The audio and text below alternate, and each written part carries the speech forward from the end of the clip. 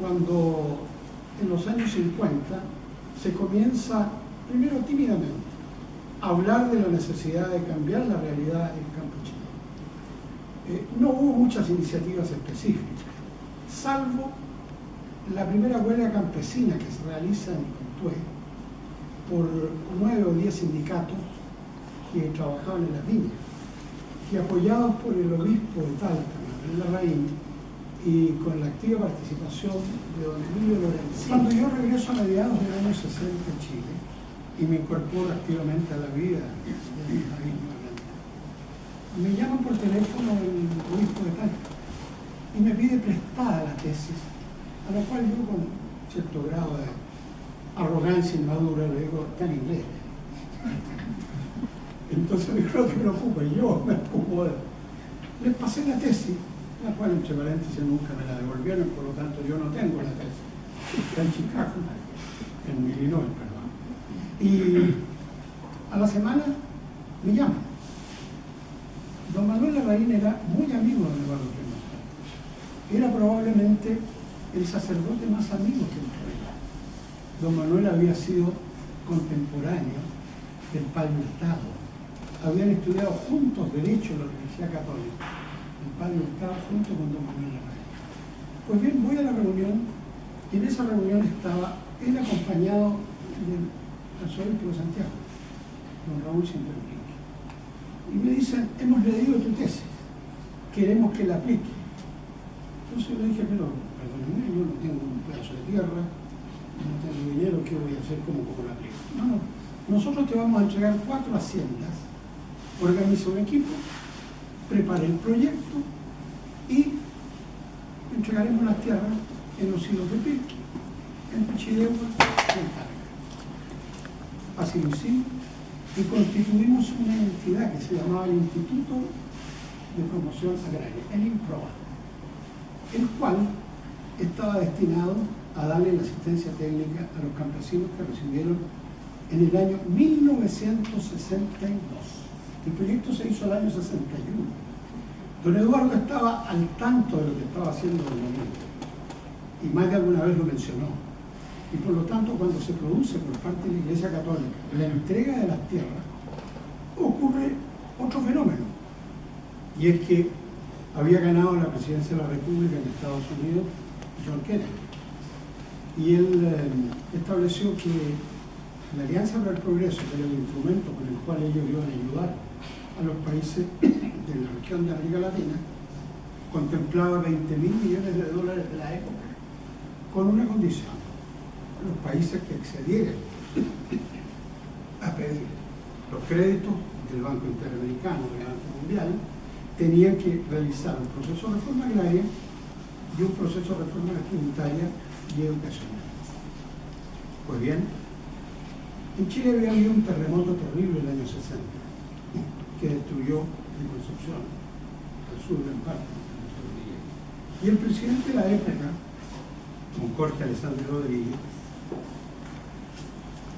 enfrentó la necesidad de pedir recursos.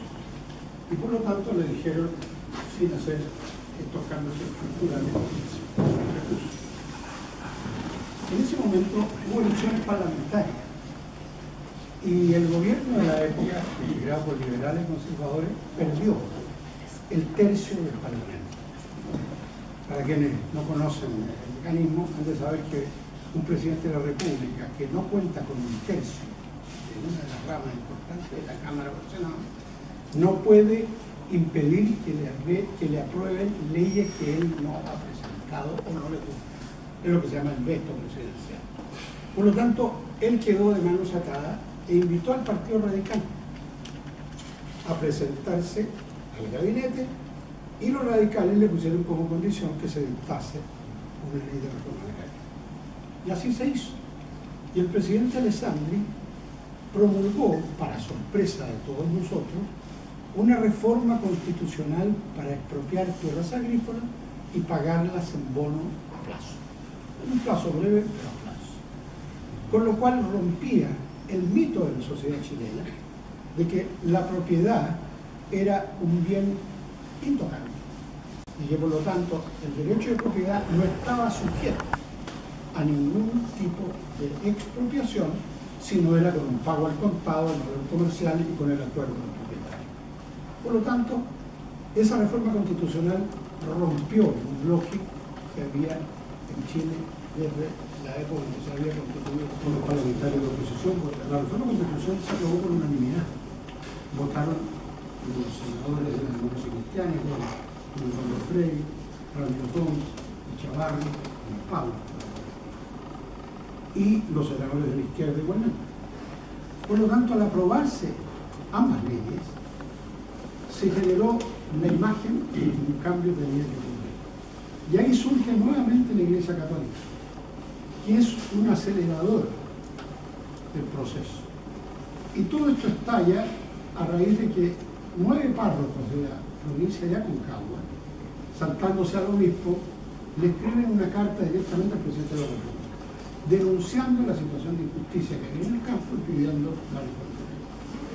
Pocos días después, el episcopado chileno en pleno emite una carta pastoral que se llama la carta. Se produce lo que en política muchas veces ocurre, un hecho inesperado. Muere un diputado, un curito, solamente, de apellido Naranjo, y se convoca una elección complementaria. Y las 3 candidaturas presidenciales de la época anuncian, sobre todo la candidatura de la derecha y del Partido Radical, que había nominado a Julio Durán Maimón como su candidato, que es un plebiscito previo para la elección presidencial. Un error político, pero una afirmación aparentemente inteligente. Ocurre la elección y contra todos los pronósticos gana el hijo de quien había fallecido, el doctor Naranjo, y se produce lo que se denomina el naranjazo. Y él en ese momento renuncia y públicamente a la candidatura presidencial. Se produce el desbande, la derecha queda sin ningún candidato y don Eduardo ve que se le genera el espacio más que suficiente para poder ganar la presidencia de la República con una mayoría absoluta, sin necesidad de ningún congreso pleno y la segunda vuelta que no existía. Cuando estaba don Eduardo en plena campaña, la derecha se acerca a él y le dice: estamos dispuestos a apoyarle, pero le pedimos que cambie la reforma agraria. Y de ahí surge la famosa frase de don Eduardo: ni por 1 millón de votos cambio una coma de mi vida. La coma era la reforma agraria. Gana la elección presidencial don Eduardo. Los radicales, cosa que la gente no se recuerda, vuelven a levantar a Julio Durán como candidato en la elección presidencial del 64. Julio Durán fue candidato y sacó un 8-10%, pero con lo cual el Partido Radical salva un número de diputados y de senadores. Y la derecha, que no tenía a nadie, ve absolutamente barrida su fuerza del Parlamento y se queda con 6 diputados en total y muy pocos senadores. Muy bien. Don Eduardo asume la presidencia de la República, designa a un ministro de Agricultura, una bellísima persona, muy prestigiado internacionalmente, Hugo Trivelli, que fue el ministro durante los 6 años, y le pide a Quinchol que asuma el INDAP y me designa a mí a cargo de la Corporación de la Reforma Agraria. Yo me recuerdo porque salimos de esta misma casa. Don Eduardo me pide un día que yo lo lleve a darle las gracias al Consejo del Partido. Y lo llevo yo en una camioneta que tenía un estudio aquí, sin protección, sin nada, solo, caminando por Marín y Coquimbo, bajando hacia la Alameda. Y ahí él me dice que quiere que yo encabece la reforma agraria, lo cual yo tenía 26 años. Le digo: Eduardo, va a ser un escándalo. Primero porque usted comprende. Y Eduardo me dice: yo tengo las cosas muy bien pensadas. Nunca me lo dijo, pero yo quedé con el convencimiento de que ahí había estado la conversación entre él y don Manuel Larraín. Y le habían dicho: este fue el que hizo la entrega del Fondo Chileno, por lo tanto está en condición. Cuando comenzó el gobierno, lo primero que hace don Eduardo Frei es mandar en los primeros días de noviembre, recién asumió el gobierno, una nueva reforma constitucional para modificar ahora el artículo 10, número 10 de la Constitución. La reforma esa se demoró casi 2 años y tanto, que se aprobó meses antes que la ley se pero la tesis que estaba contenida en el señor Eduardo era primero volver a entregarle la dignidad a la gente del campo. Casi el 40% de la población vivía en el rural.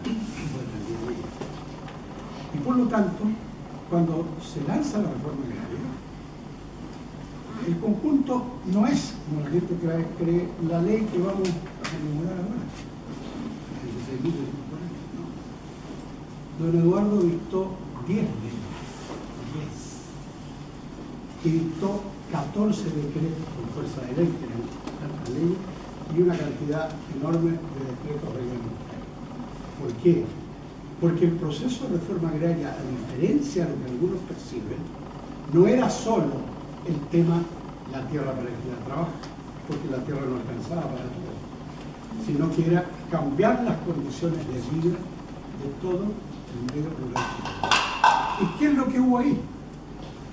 En el año 65, en el año 66, se dicta, primero que nada, la ley que iguala el salario mínimo agrícola con el salario mínimo urbano, que el salario mínimo agrícola era la mitad de lo que ganaba.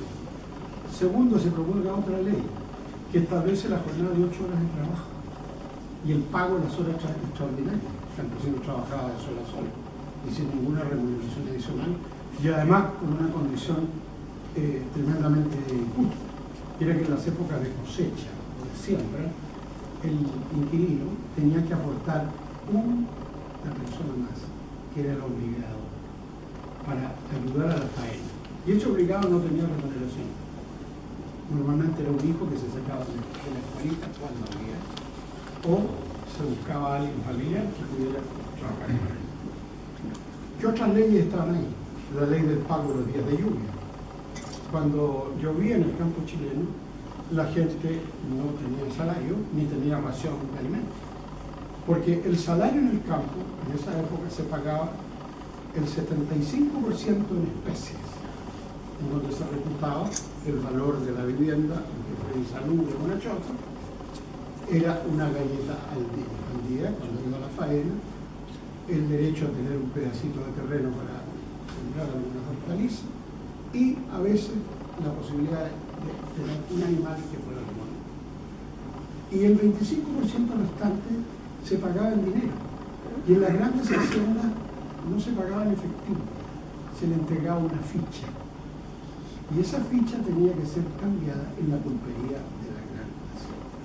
Por lo tanto, el campesino estaba sin ingresos reales, sin educación, sin ninguna condición incluso de poder tener un acceso a una religión distinta, dado que incluso la religión estaba comandada por el propietario de la hacienda, en muchos casos por su esposa. En la mayoría de los predios no había escuela, y donde había una capillita, ahí estaba atendido el servicio. Pero los propietarios agrícolas, desde muchos años atrás, la Iglesia Católica había estado muy comprometida con el Partido Conservador. Y hay provincias enteras de Chile, como Chiloé, donde prácticamente la concomitancia de líderes políticos de derecha y los sacerdotes manejaban la votación. ¿Qué ocurre? Con la Iglesia ocurría lo que se llamaban las misiones, que al término de la cosecha, entidad que después cayó en gran desprestigio, se invitaba por el propietario a un sacerdote amigo a alojar y a comer y a vivir con la familia. Y ese sacerdote ordenaba lo que se decían las cosas. Bautizaba, confesaba, casaba. Y se corrió entre los campesinos la idea de que confesarse era un peligro para el trabajo. Porque de pronto alguien le había dicho que se había quedado con 2 pollos, se corría la voz y lo despedía. Tuvo que dictar una ley de inamovilidad para evitar el despido justificado.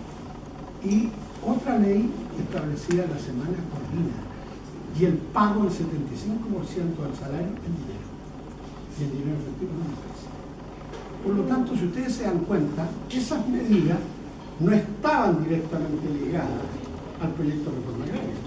pero formaban parte de un contexto de transformación que apuntaba a la sociedad. Y ahí comenzó el proceso de probar lo que en el fondo estaba contenido en el proyecto grande, que a todo esto se estaba preparando, y nos demoramos un año en preparar el proyecto antes de que se nombrara el Congreso.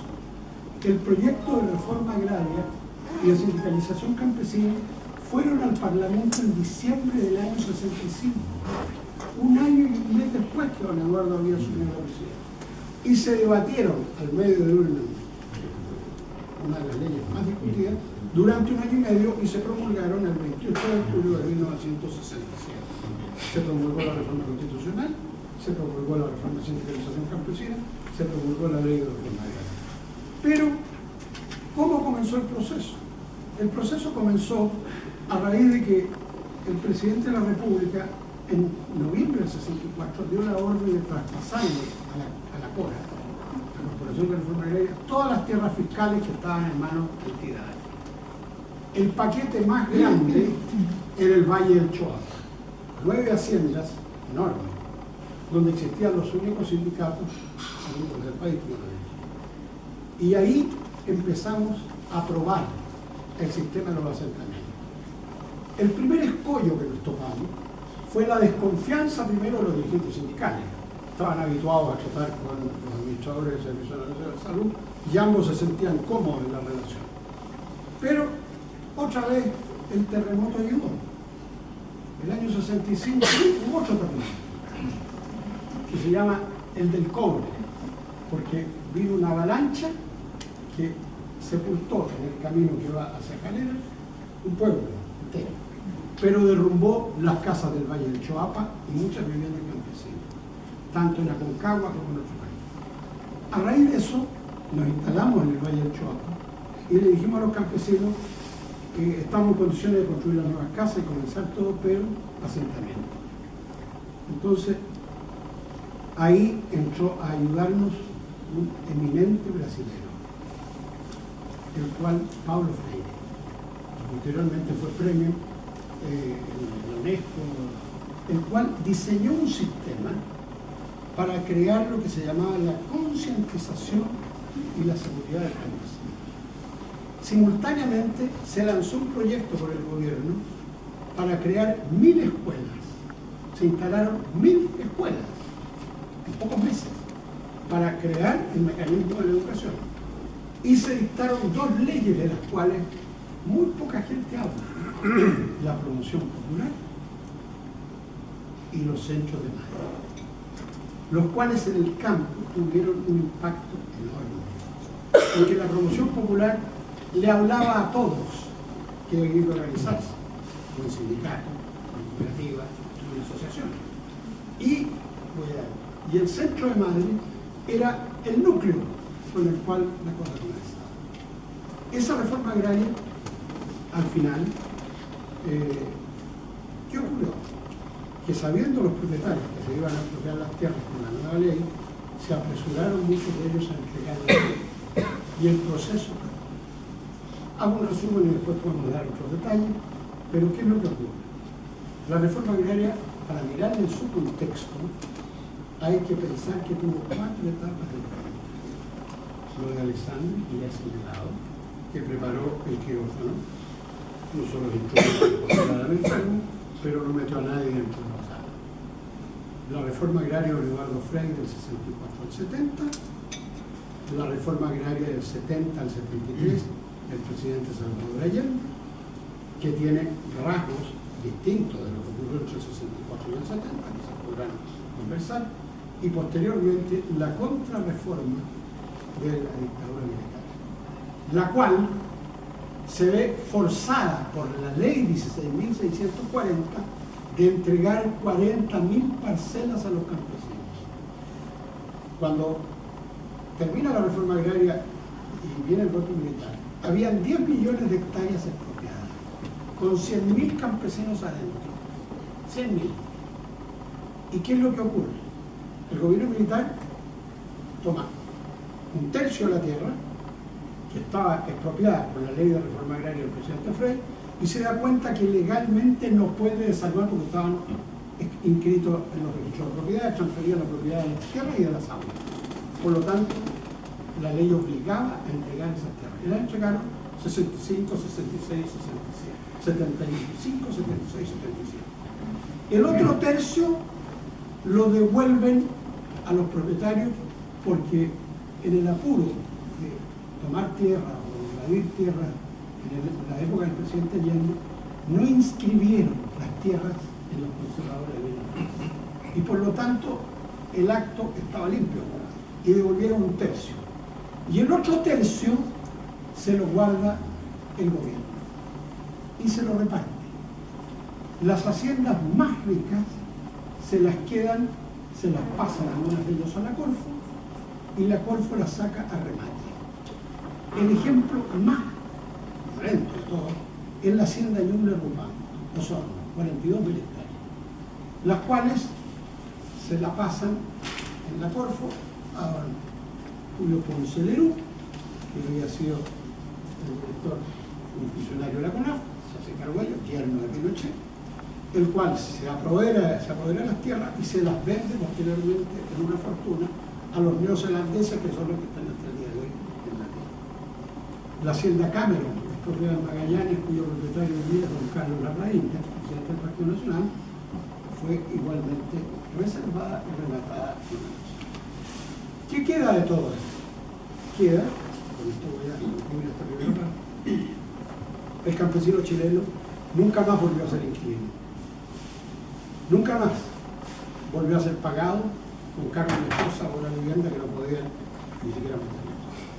Nunca más pudo volver a ser manejado electoralmente a través de las manipulaciones del centro del sobregrupo o de otros mecanismos que existían, donde los propietarios de la tierra eran los que tenían el control político del poder. Segundo, se eliminó el latifundio improductivo, porque acumular tierra durante los años 50, sobre todo cuando hubo inflación y al comienzo de los años 60, daba un poder porque no se pagaban impuestos y prácticamente no se gastaba dinero en salario. Y tercero, relevante como tuvo los objetivos de don Eduardo Frei, la producción agrícola que la habíamos tomado en el año 64-65, creciendo a un 1,8%, empieza con el trabajo de los asentamientos, 1000 asentamientos que se crearon, más las medidas de política agraria que están implementando, y la producción termina creciendo en el año 70-71 a un promedio de 5% al año. Lo cual echó abajo los argumentos que decían que el pasar de las tierras de los campesinos iba a provocar el caos y que precisamente el país no iba a estar en buenas condiciones. La reforma agraria es probablemente el cambio social, cultural y económico más profundo de la historia de Chile, porque cambió para siempre una forma de vivir. No fue un tema de tierras solamente, fue un tema de incorporar la población a lo que era una vida de Chile. Por algo, hay un título que don Eduardo siempre lo exhibió con gran orgullo. Él es conocido como el presidente de los campesinos en la historia de Chile. Cuando pensamos en la reforma agraria de la Iglesia Católica, es la primera oportunidad histórica en que la Iglesia justamente reinstala esto tan propio, tan cristiano, en medio de la igualdad y de la libertad. Instala la fraternidad. Es curioso. Más adelante, en el régimen cívico-militar, la Iglesia volverá a instalar esta fraternidad quizás en términos políticos, cuando el mundo político haya una orfandad de su cautela en la sociedad civil, y nuevamente desde la vicaría la Iglesia propone esta fraternidad en términos más políticos. Es otra historia. Entonces tomamos reforma agraria y tomamos régimen cívico-militar, pero por ahora reforma agraria. Cuando uno piensa en estos procesos largos, claro, desde el último tercio del siglo XVIII, incluso un poco antes de Inglaterra, pero se comienza a masificar y la revolución industrial. Generalizando, si tomamos cada 100 años, generalizando porque los historiadores me discutirán esto, 1770, 1870, es la primera aproximación de la revolución industrial y que desde las leyes de Napoleón tiene que luchar contra el sentido distinto no comercial que había vivenciado respecto a la tierra. 1870, 1970 se amplía mayormente fuera de Europa esta idea de percibir la tierra como un bien comercial. Cuando pensamos en Chile, puntualmente, Chile recepciona con respecto a la tierra y a las reformas agrarias procesos que vienen, por lo tanto, del mundo en esta tensión. Quiero decir, tienen esta tensión como historiador. Yo me especializo en la historia de las emociones. Uno piensa, está bien todo lo que se ha descrito y se tiene que describir, lo que él acaba de decir. Pero esta suerte de consenso, pero también de disenso violento a ratos, también es necesario que lo precisemos. Y es lo que estoy tratando de hacer.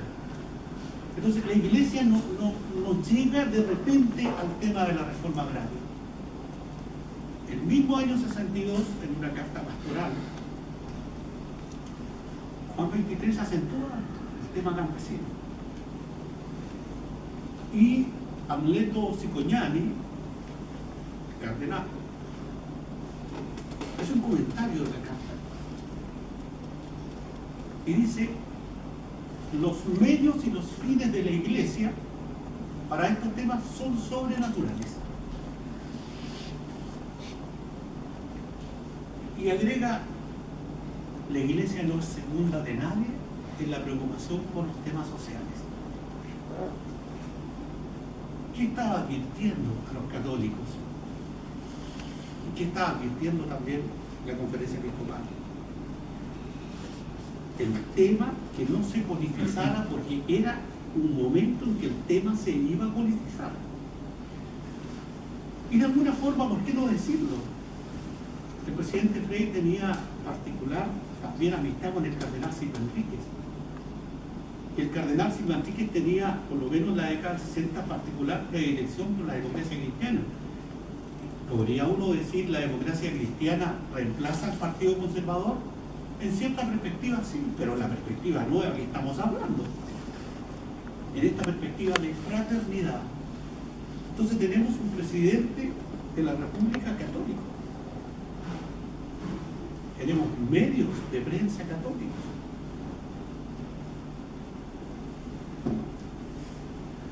la fraternidad es la que se instala, de la mano de Munier, ¿cierto?, de Maritain, de todo lo que se recoge de Francia, quizás, estoy de acuerdo, pero aquí en un tono de fraternidad.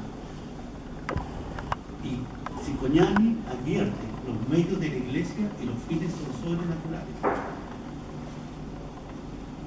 Naturalmente, también recoge otro proceso. Desde el año 32 o desde el año 38, si ustedes quieren, con mucha imperfección, se desarrolla en Chile una suerte de democracia liberal. Indudablemente la izquierda empieza a fortalecerse de la mano de la macro sindical, ¿cierto?, en la década del 30, pero sobre todo de la CUT desde el año 53. Fíjense, Conferencia Episcopal 52, CUT 53. Son los años de Clotario Inglés. Hay una tensión también ahí entre la fraternidad y la igualdad. No ideológico. 3 minutos.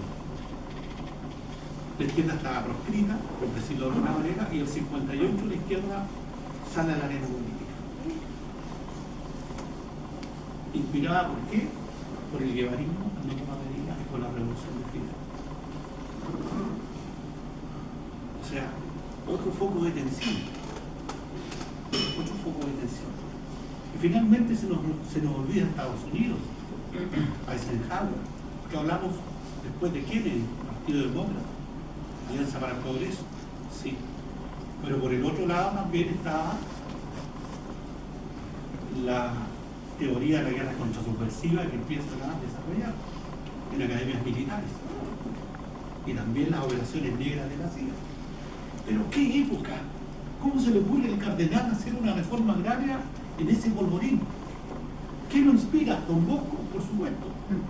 Juan 23, por supuesto. La conferencia episcopal como poder colegial, por supuesto, era una nueva camada.